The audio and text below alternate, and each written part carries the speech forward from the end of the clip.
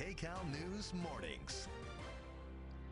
Good morning, everyone. Today is Saturday, August 23rd. I'm Rachel Kim. And I'm Christine Lazar. Welcome to Kcal News at 9 and streaming on CBS News Los Angeles. We want to start off with a look at your weather with meteorologist Alex Biston. And I have a feeling we're going to be talking about that four-letter word, heat.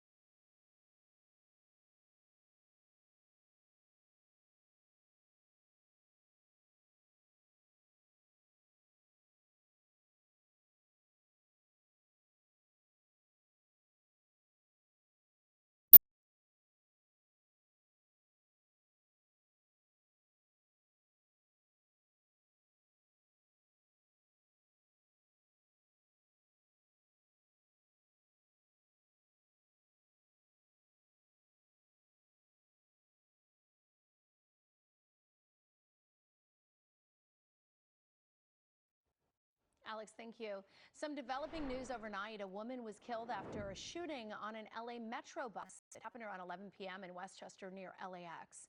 The LA Police Department says she was involved in some kind of altercation inside the bus with a male suspect who then opened fire. She was taken to the hospital and declared dead. It's unclear if the suspect was taken into custody, and we will keep you updated as we continue to get new information. Missing 7-month-old Emmanuel Horo was last seen a little more than a week ago. And yesterday, a major development in this case. Deputies arrested his parents on suspicion of murder. Kcal News reporter Nicole Comstock spoke with heartbroken community members who held a vigil last night. Many people who've been watching this story unfold tell us they had a gut feeling from the very beginning that something very bad happened to this little boy and that maybe his parents had something to do with it. And so there are a lot of people who are very invested in Emmanuel's story.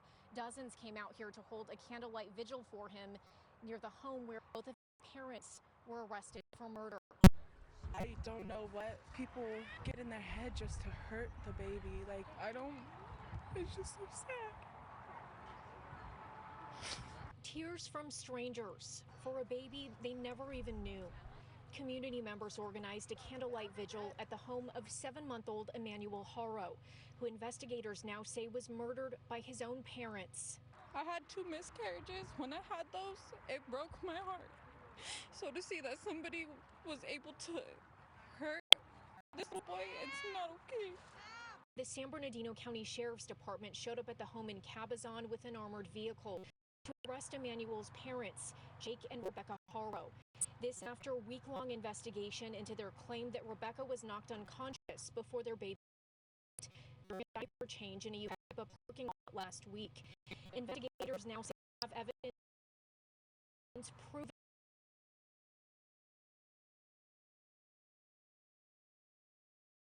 that alleged kidnapping did not occur. And they're focused on finding his remains.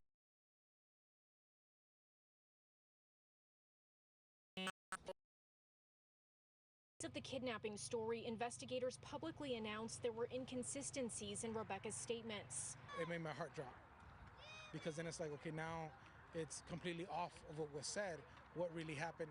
And many who watched the couple's initial media interviews say they didn't ring true. I didn't really believe it. Just from the get-go, the mom, you could tell. How Rebecca said she couldn't turn around to see what the kidnapper looked like, but was somehow punched in her eye. How she sounded like she was hyperventilating on camera. I got up off the floor and I didn't see my child. Someone took a... Many noticed there were no tears. Yeah, those were crocodile tears. The Horos also said their baby was always happy and smiling, but many photos they shared in an attempt to find him didn't reflect that. As people all around the world mourn the loss of this innocent infant, those gathering here are praying that justice is served. I love that everybody's here and able to be his voice because he don't have one. Court records indicate that both of the Horos have been booked into the Riverside County Jail for murder with malice with no bail, and they are scheduled to appear in court for the first time on Tuesday.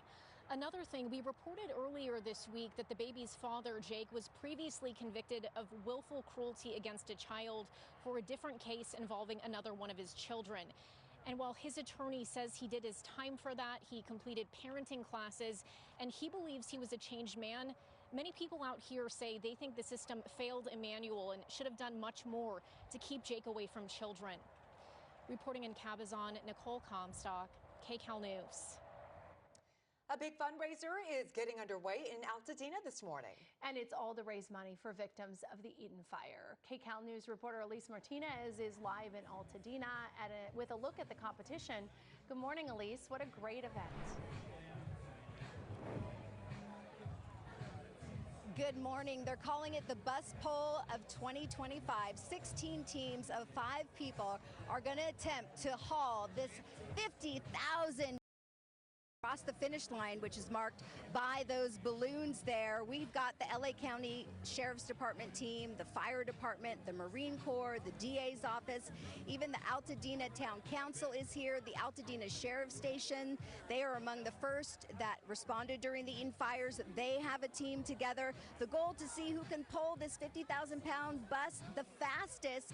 They've been talking strategy all morning. They've been practicing. It is highly competitive, but it's also coming from the heart. Take a listen to Captain Ethan Marquez from the LA County Sheriff's Department. Deputies from Altadena Station and the deputies from Temple Station, we were the first ones on scene, helping rescue people, helping to evacuate, helping to shut down the area to keep looters out. And many people we saw leave just with the shirts on their back expecting to come home, and then they came home with nothing. So this is our way of giving back to the community.